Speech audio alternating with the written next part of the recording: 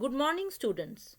I am Dr. Anita Banerjee, Assistant Professor of Vidyasagar Teachers Training College, Midnapur, West Bengal. Welcome to Unit 2 of our course, and today we will discuss about various types of questions. So, firstly, we will discuss why framing questions is necessary. So, number one, it clarifies the purpose and focus. That is, the good question will help us to understand what is the purpose of the question, what is the question trying to seek, and what is the expectations the question asks from the respondents. So, a good question will be directly focused, like how do you think social media will affect mental health of an individual? This is a focused question rather than asking what are the effects of social media in general. Second point why we require good question is it should stimulate critical thinking. So the questions should deal with higher order objectives and not only be recall recognition type, and it should stimulate thinking, that is the respondent must think properly and critically before answering the question.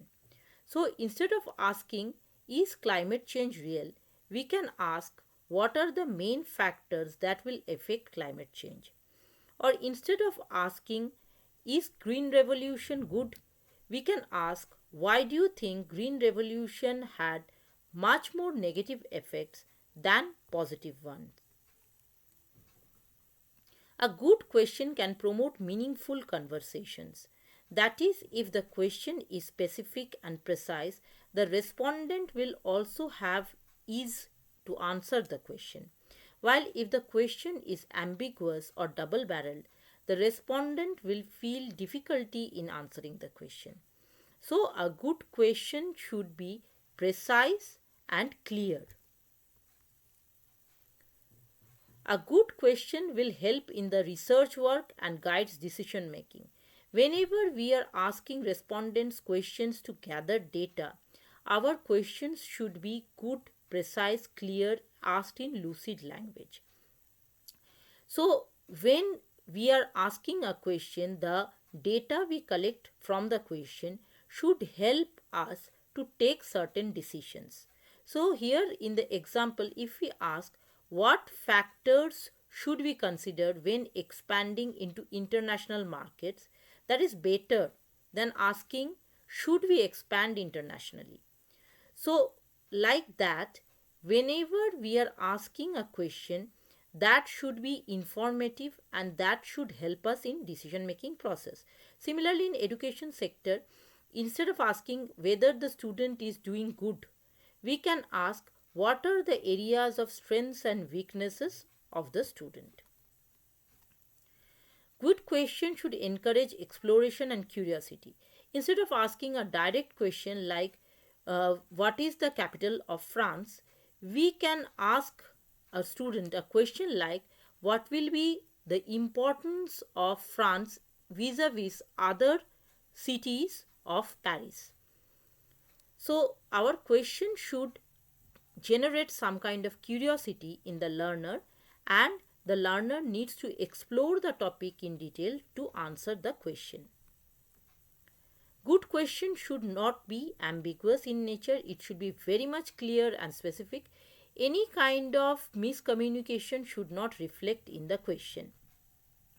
So, whenever we are asking a question, we should clearly state what we are asking. Suppose if we are asking who are backward in context of education, this question may not be clear.